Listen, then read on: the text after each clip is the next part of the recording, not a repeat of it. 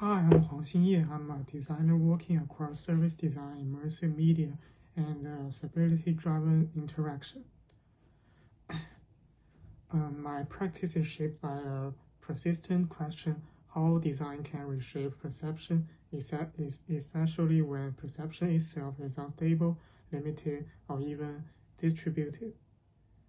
My design inspiration is one of the strongest influence on my design approach comes not from a single object, but from my experience designing for people whose sensory access to the world differs fundamentally from the so-called norm. This became especially clear during my project XinYe, an inclusive MR wearable system for visually impaired athletes. Rather than treating technology as a neutral tool, I approach it as a mediator of perception by combining 3D, spatial audio, haptic feedback, and adaptive guidance. The system explores how non-visual cues can construct spatial awareness in sports like climbing and tennis.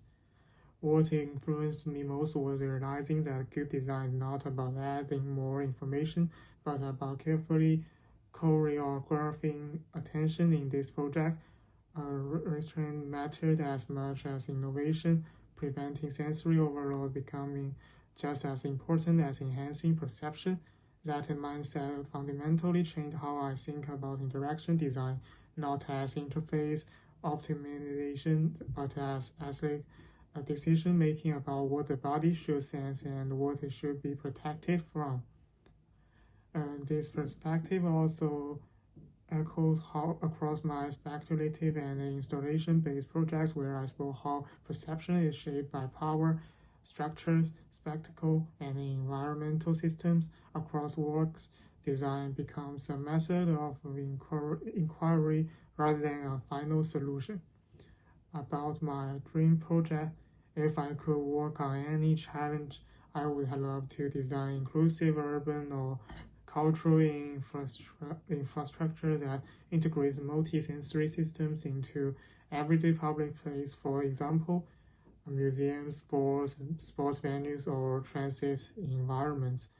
I'm particularly interested in how emerging technologies like mixed reality or spatial sound can be embedded invisible into environments, not as spectacle, but as quiet small system for people with different sensory abilities. Rather than designing special solutions for marginalized users, for goal would be to create environments that are inherently flexible spaces that adapt to the body rather than forcing the body to adapt to the space. My approach will start with infographic research and embodied testing, designing through movement, fatigue, and disorientation before moving into prototype and narrative simulation. For me, a successful project is one where accessibility is not an add-on but the core logic of the system. Passions beyond the design. Outside of my design, I'm deeply interested in sports phenomenology and critical theory, especially writings on perception and space.